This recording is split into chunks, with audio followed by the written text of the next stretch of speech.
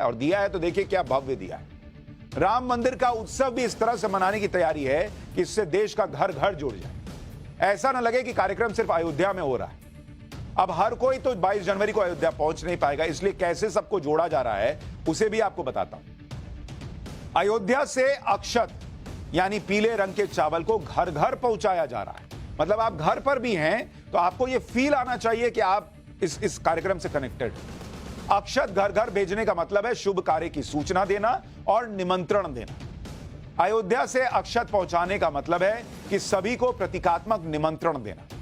नवंबर में राम मंदिर ट्रस्ट ने 100 क्विंटल चावल मंगवाए थे, जिन्हें 1 क्विंटल हल्दी और देसी घी के साथ रंगा गया, और फिर इन पीले चावलों को राम दरबार में पूजा के दौरान रखा गया और फिर इन्हें देश भर में बांटने के लिए भेजा गया।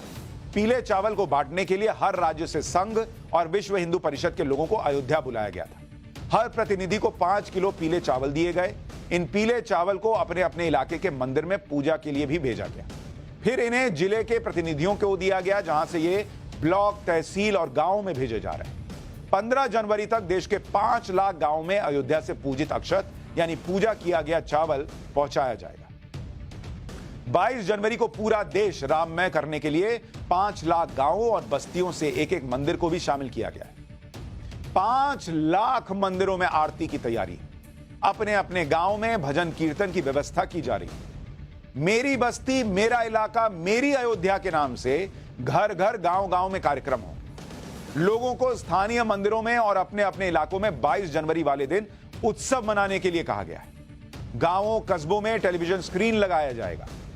नहीं पहले बैठ के देखते थे जब रामायण आती थी, अब पूरा गांव बैठ के देखेगा बॉस राम मंदिर की प्राण प्रतिष्ठा का कार्यक्रम। इसी से आप समझ सकते हैं कि कितना बड़ा उत्सव यह होने वाला है। यह ऐसा उत्सव होगा जैसा उत्सव शायद ही इस देश ने कभी देखा हो आजादी के बाद। यानी कार्यक्रम सिर्फ अयोध्या का न रहे, यह पूरे देश का उत्सव बने, पूरे देश को इससे जोड़ा जाए, इसकी पूरी तैयारी हो चुकी है। एक खास बात और यह है कि राम मंदिर के निर्माण और प्राण प्रतिष्ठा समारोह के लिए भी जो सामान आया है वो भारत के कोने कोने से लाया गया है। यानी राम मंदिर से लोगों को जोड़ा जा रहा है और लोगों से राम मंदिर को भी जोड़ा जा रहा है। जैसे उत्तर भारत में केदारनाथ और बद्रीनाथ से मिट्टी आई थी, यूपी के एटा में 2100 किलो का घंटा बन रहा है। मंदिर की नींव में मिर्जापुर का पिंक स्टोन लगा है। बिहार से राम मंदिर के मार्ग का राम स्तंभ बन रहा है।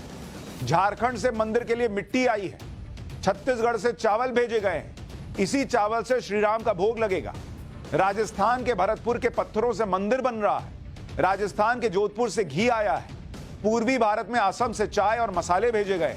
पश्चिम भारत में महाराष्ट्र की लकड़ियों से खिड़की दरवाजे बने हैं। गुजरात से धातु का सामान आया है। गुजरात से ही मंदिर के लिए ध्वज स्तंभ आया है। दक्षिण भारत में कर्नाटक का ग्रेनाइट मंदिर की नींव में लगा है। केरल के कारीगर स्तंभों की नक्काशी कर रहे हैं। मंदिर के दरवाजे हैदराबाद में बन रहे हैं। रामेश्वरम से 600 किलो की घंटी भेजी गई है। तो बॉस जो कहा जाता है कि ये देश राम का है और राम इस देश के हैं, वो दिख रहा है राम मंदिर में। आप देख रहे हैं नरेंद्र मोदी का विजन।